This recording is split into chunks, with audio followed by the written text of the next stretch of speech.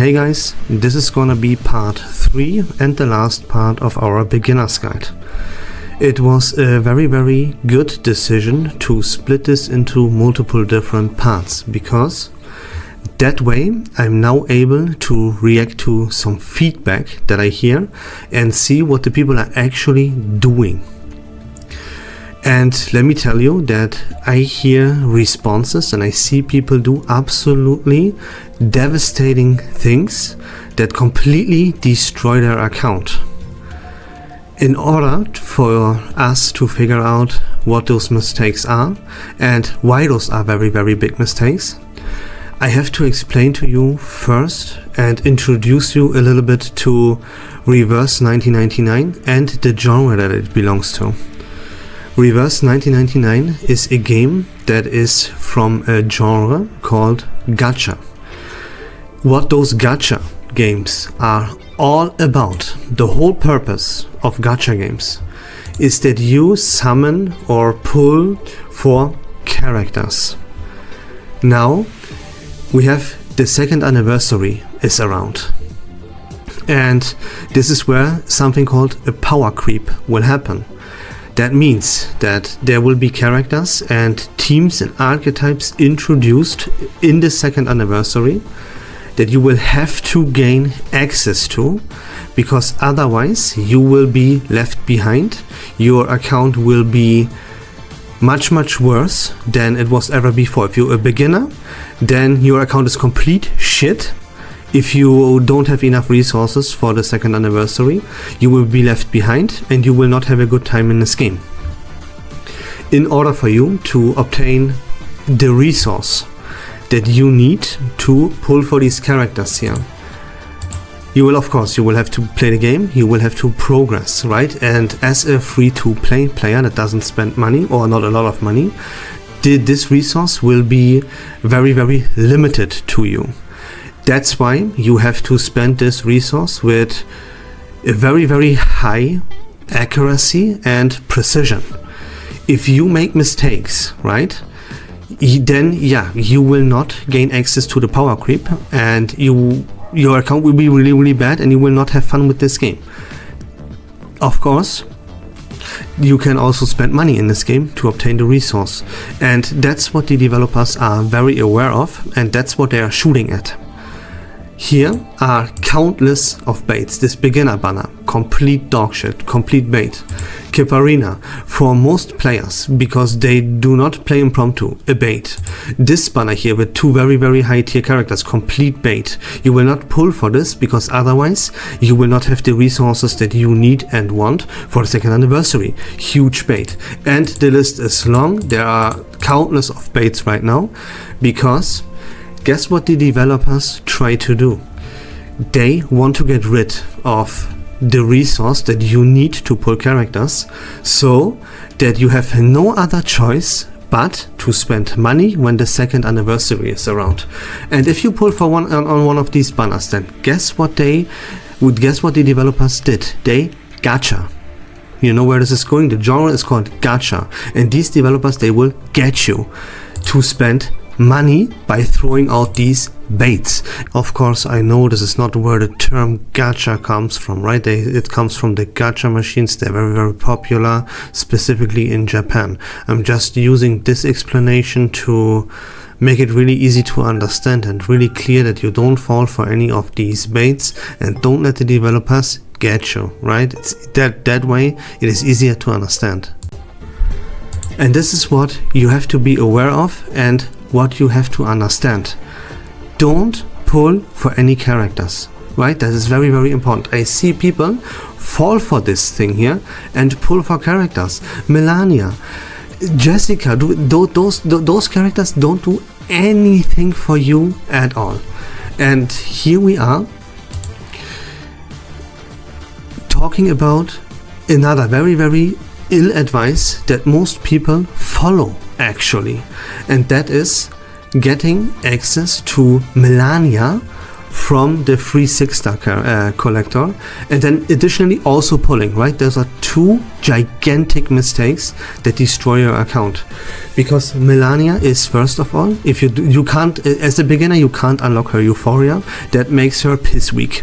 There are a lot of other characters in the 6-star collector that are stronger than Melania.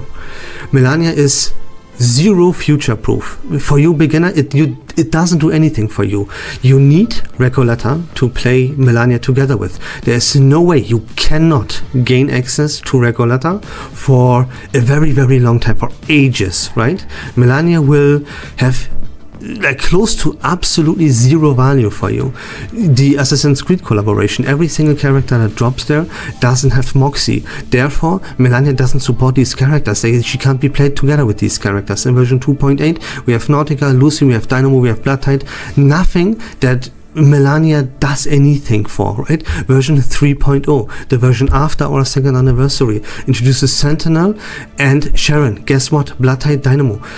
Melania cannot be played together with any of these characters. Everything that you could pair Melania with is a free 5-star character that we get in form of Buddy Fairchild in version 2.8. But you don't want to invest or use anything, any resource in this game to obtain Melania to then play her together with a 5-star character. That is so far from worth it, right? Easy to understand.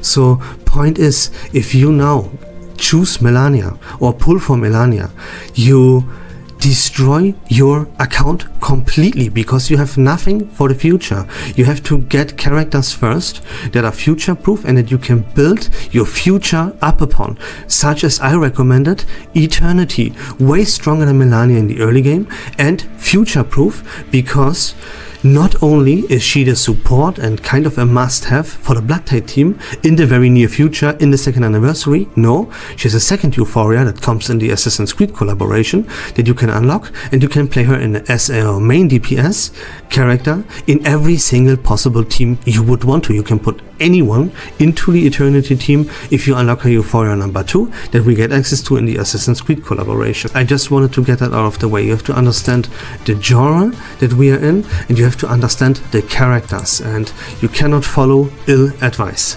And like one more thing, to really make this as easy to understand as possible, why it is so incredibly important. It's the most important part of the entire game, is to get the beginning right. That's the nature of a gacha. Why? Because in the beginning you have access to all the resources from every single stage in the game, from all the content, from all the stories. You will have access to more unilogs in the beginning than you will have ever after. That's why it is so incredibly important to spend your resources wisely. Let me give you my favorite explanation as to why that is. Look at building your account as if you would look at building a house. The most important part that you can possibly have, is the fundament that this house will be built up upon. You can build the sickest house, the most luxurious house you could possibly think of. If you build this onto a shitty fundament, the entire luxurious house all of a sudden doesn't matter anymore, because it will crumble and it will fall apart. And this is the exact same scenario if you build your account. If you screw up the beginning and the fundament that you base your future up upon is shit, then your entire future is shit. That's what you really have to understand. This is now different from how it was in the past. In the past, it was totally alright to pull for characters that are just individually strong. No issue there. Nowadays, that is completely different. You have to have a long-term plan, and you only pull for characters that you are 100% sure you're gonna build a team around. It is now, pulling for a character is a huge commitment for the future. You will pull for future characters that belong to the team that you that the character belongs to that you pulled first, right? You cannot pull right now, for example. You cannot just pull for Kiparina because you miss the entirety of the impromptu lineup. Like you don't have Aleph, you don't have Baccarola, you have nothing for this impromptu team. And if you now pull for Kiparina, you just have your account completely go to shit. The same scenario, as I mentioned, is with Melania. If you now go for Melania, you have zero future there. You will be left in the dust for a very, very long time, and it destroys your account. What do you pull now in the future that will be played together with Melania? There is nothing. You don't have the main DPS, you don't have Noir, you don't have Recoleta, and you will not be able to obtain these characters unless you spend money into this game. See, that's what I mean. You made the wrong decisions, boom, the developers gotcha. Now to recover from this, you will have to spend money or your account will be ass. Alright, enough about that. I'm sorry that I get so passionate about this kind of stuff, but these things, they have to be cleaned up, you know? Like, I'm sorry that if you fall for misinformation that other people give you, I just can be here and pray that you listen to actual good advice and not to some complete bullshit that other people tell you. I mean, it kind of breaks my heart that it is that way, but there's nothing I can do about that, right? So, whatever. Now, I hear from a few players that they face this issue. Like, for example, they unlock something called Reveries in the Rain. When you unlock this, then they try to clear this and they get mad when they get stuck there, when they can't clear this, and they even eventually quit the game because of this. See, this is just stupid. I have to say it like that, sorry, but it is really dumb. And what you should do as a new player, the first challenge that you have to overcome, your first objective to be able to step into the endgame content is this right here, the artificial somnambulism called Limbo. This is what you have to clear here. In order to clear these stages, you will have to have 2 different teams, and that is your first objective that you will have to overcome. And don't sweat for this. It will take you quite a while to be able to clear these stages. You will have to play the game now, and you will be able to clear these stages here at the 2nd anniversary on September 9th. That is over 1 month away. So you have patience. This game is not a rush. It is not a race. It is a marathon. You don't race against anybody here. You don't have to be quick. You can take this with patience and caution, right? And then if you can beat the artificial somnambulism, the content that I just showed you, then you can look a little bit further. Hey, I have overcome this limbo. What is the next stage? Then you can worry about harder content and dip your toes into content like Reveries in the Rain. What you have to understand about this Reveries in the Rain content is that is the hardest content in the game. That is the true end game. You will not be able to face this quickly. It will take you a long time. Here, like the further you dive, you will hit points where you need 3 teams. Then you will hit stages that require you to do very specific things, and you will have to have access to quite specific characters, and you will really have to understand the combat to clear this. And you will have 3 teams, you will have 4 teams later, and at the very, very end in version 3.0 you will even have to have 5 teams, you know. Take it easy and be patient. Again, this is not a race, this is a marathon. If you get impatient and, oh, I want to clear this content now for whatever reason, then you're gonna get baited, you're gonna pull for a character, and your account will become worse. Another thing I see people worry about way too early is Psycubes. Here you have these weapons, these items that you can equip to a character, and people looking for better Psycubes and stuff way too early, you know. The resource that you need to obtain in order to buy a Psycube is from a resource stage called analysis, and it gives you a few of this resource every single day. You will have to accumulate like 300 of these resources to be able to purchase a Psycube. And yeah, again, take it easy, don't worry about this stuff too early.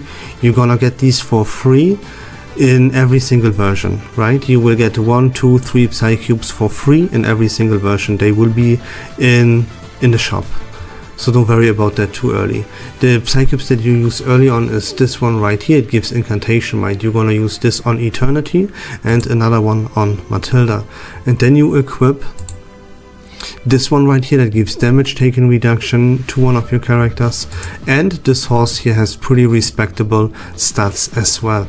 And that's all you're gonna do. Don't worry about upgrading this or buying new ones too early on. It's not gonna be worth your time. And then the last thing that I can remind you of is join our Discord server. The link to that is gonna be in the description of this video. There you get access to the best database that exists for Reverse 1999, and it will help you a lot when it comes to understanding things and finding information. Additionally, once you are part of our Discord server, you can always feel free 24/7 to ping me and ask me anything that you want, and I'm gonna be there and I'm gonna answer you. Just in case I wouldn't be there because I'm live streaming or I'm asleep or something, then we have other very friendly people there that are also very knowledgeable, and they will help you out, no problem. To end this video off and to finish the beginner guide, here are 10 steps that if you follow them, you will have a much better and much easier time building your fundament and build the future of your account onto. The only other tips I can give you is join the Discord, look at the database, and whenever you have a question, whenever you need something, ping me there. I will help you out. And that's it for today, guys. I hope that was fun and informative. If you like Reverse 1999 content in general, please consider leaving a follow on my channel. I would really appreciate it. But until next time, take care of yourselves, have a great day, and we love this game.